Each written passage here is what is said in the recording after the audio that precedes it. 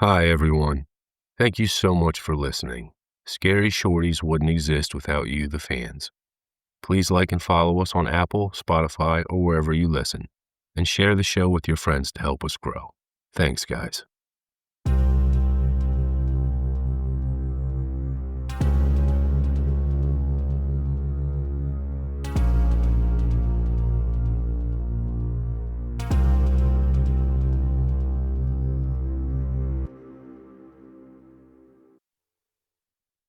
I Know Someone Worse Than You. Written by Drew Grimm. Read by Drew Grimm. Isabella ran for her life, not daring to look back at poor Dylan. She knew what happened when someone's throat was slashed ear to ear. Her father called it a red necktie. She could almost hear him now talking with her brother, laughing about it. Her ankle throbbed painfully. She twisted it when Greatface shoved her to the ground when she tried to help Dylan. That bastard had pounced on him the moment Dylan knocked on his truck window. The two of them had been enjoying the deserted Dunbridge shopping center parking lot, made almost apocalyptic by COVID once the sun went down. Dylan had noticed his blue Ford truck sitting in the center of the parking lot.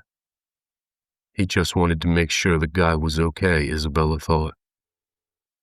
Dylan was a good kid. He didn't fucking deserve that. Isabella managed to hobble herself to the other side of the shopping center. She was near the JCPenney when she finally stopped to pull out her phone. She faced a grim decision. Call the cops and hope they arrived in time to stop this maniac. Or call her brother and condemn Dylan's killer to a violent death. Taking a deep breath, she thought of poor Dylan, snuffed out in seconds. Cursing herself, she dialed the contact she had sworn never to call again. Marcus Rossetti was a chiseled, handsome man in his late 20s. He was also a loyal soldier in the Bruno Scarfo crime family. He was currently on a job, ensuring Eddie the Eagle DeLuca was permanently erased from the living world. Standing over a bathtub with his favorite hacksaw, Marcus skillfully separated Eddie's limbs one by one. Nice and easy, Eddie. I'm gonna do this right by you. Don't worry. Eddie had been a good man, a close friend of Marcus's father back in the 80s. His only mistake had been making the wrong people nervous about certain construction rights in Philly. When Marcus's phone rang, he immediately knew who it was. He only kept it on for one person during work. Bella? What's wrong, sweetheart? Who's trying to kill you? Where are you? Is there anything nearby you can grab and throw? Good. Throw it through the window and hide in the department store. I'll be there in 17 minutes. Marcus set aside his gloves and hacksaw. Sorry, Eddie. Something came up. I got something important to handle. He opened his suitcase swiftly and assembled his Boss 25 semi-auto 12-gauge and plotted the fastest route to Dunbridge Shopping Center. With COVID, the roads would be practically empty. Isabella hurled a brick through the JCPenney window. She had knocked it loose from the sidewalk. Limping frantically, she slipped inside. She could hear the sound of Greatface's truck screeching to a halt nearby. Isabella watched him step out, wearing a purple skin mask, sunglasses, and a black one-piece, brandishing a menacing 15-inch blade. Bella dropped to her knees. She found it less painful than relying on her injured ankle. She scurried toward the clothing aisle, hiding herself among the racks. Hopefully, all she needed to do was wait for Marcus.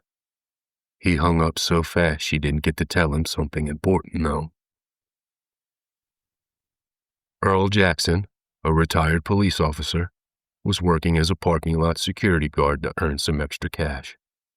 His wife didn't mind him being gone at this hour anyway, and thanks to COVID, the job had been uneventful.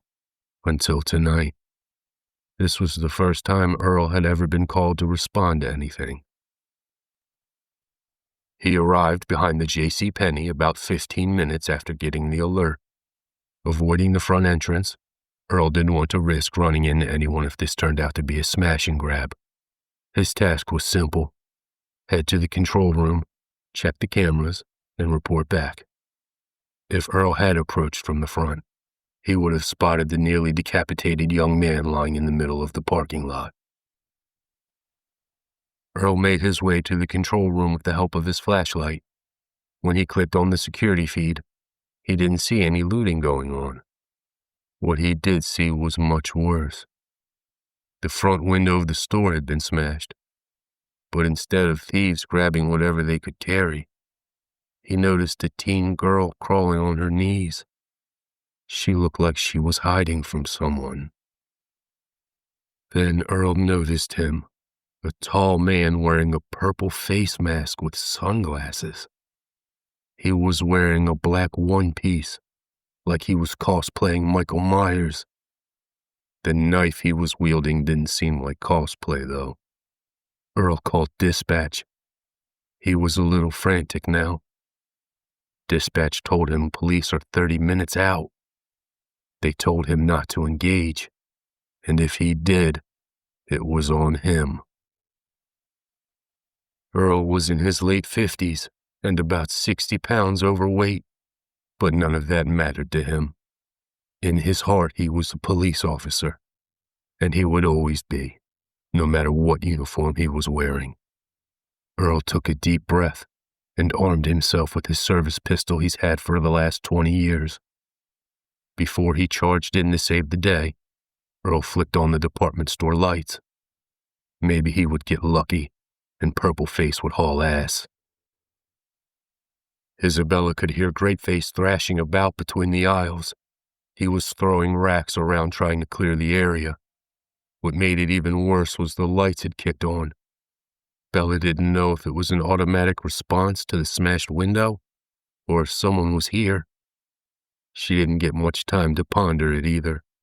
A rack came smashing down and smacked her right in her bad ankle. Isabella was a tough cookie, but even she couldn't help but let out a scream of pain. Greatface moved on Bella in a heartbeat.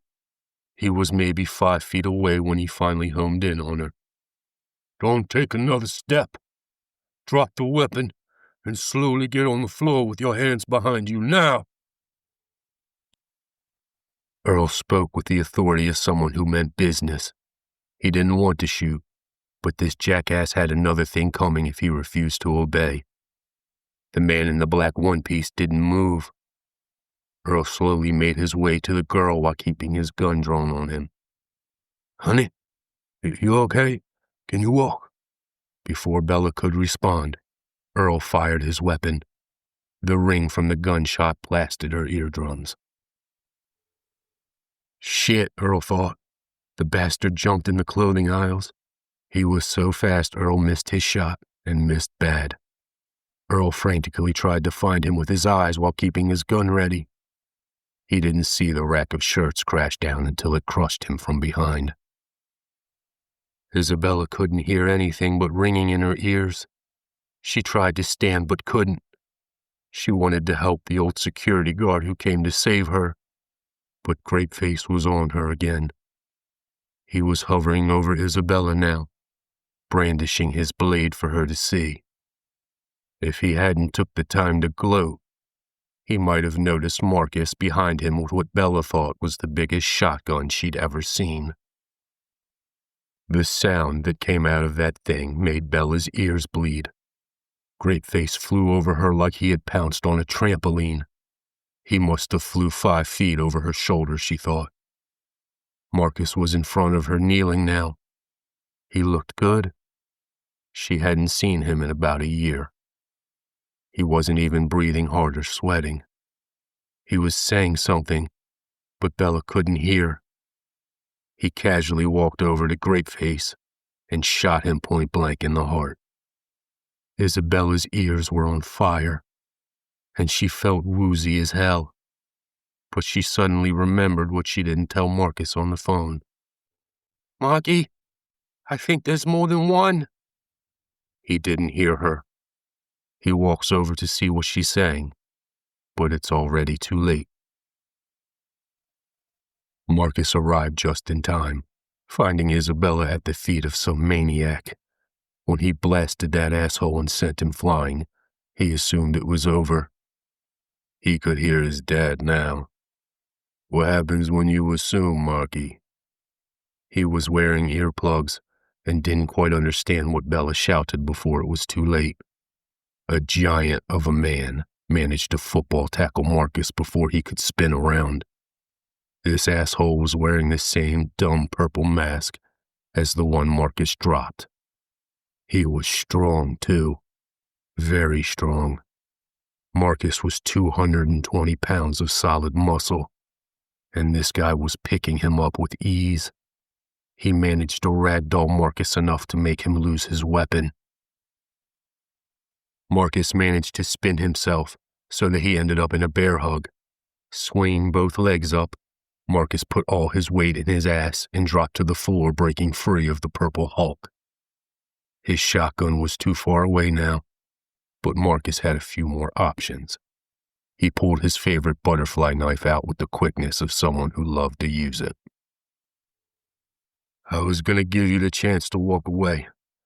I want you to know that. But I saw what you and your friend did to that poor kid, and I know what you were going to do to my sister. So now I'm thinking maybe I express to you how fucking mad that makes me." Marcus moved with precision. Without the element of surprise, this asshole had no chance, strength or not. Purple Hulk didn't have a fancy knife. Maybe he just preferred using his hands. Marcus could respect that. Purple Hulk did the only move in his arsenal, it seemed. He charged Marcus like a bull. Isabella watched with a morbid fascination as her brother and the giant tangled toe-to-toe. She remembered being in 4th grade and watching Marcus beat up older kids after school. Their father would take bets on him. She never saw him lose. Not even when he fought the Borelli triplets all at once.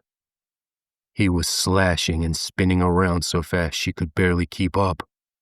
What she did see was the purple giant was bleeding everywhere now. He was desperately trying to close the distance and paying heavily for it. Bella's ears started to calm, and she could hear someone groaning. It was the security guard.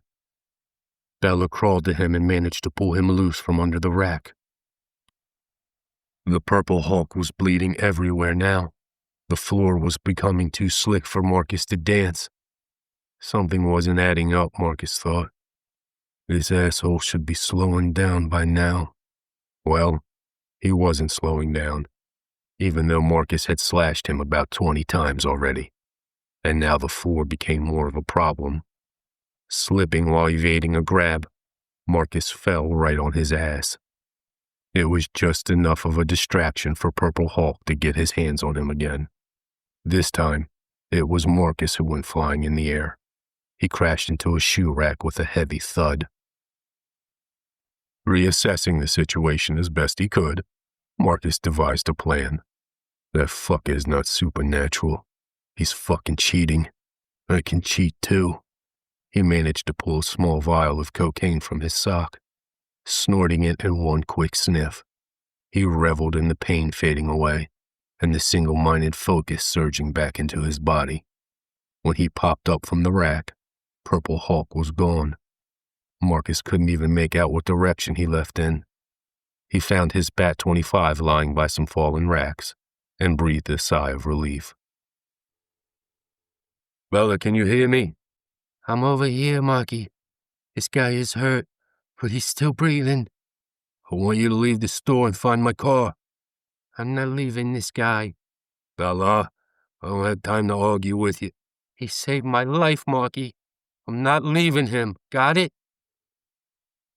Marcus knew that tone, and nothing he said was going to move her, unless he helped the old man on his feet and got them both out. The old-timer wasn't light, but the two of them managed to get him on his feet and drag him outside. Bella was hurt. She was trying to hide a limp. Marcus unlocked his car and let them in. "Marky, let's just get the hell out of here. We gotta get this guy to a hospital." There's still one in there. You okay with him getting away? Bella thought about it for a few seconds. She didn't look at him. Do what you have to do, Marky. Spinning off without another word. Marcus had expected this. She could never forgive him for killing their father, and she never would. Marcus sighed. How you explain to your little sister that it was just business? Marcus faced the store and readied his shotgun. It was dumb to go back inside. The cops or fire department could be here any second. He didn't care. Nobody was safe when you fucked with his family.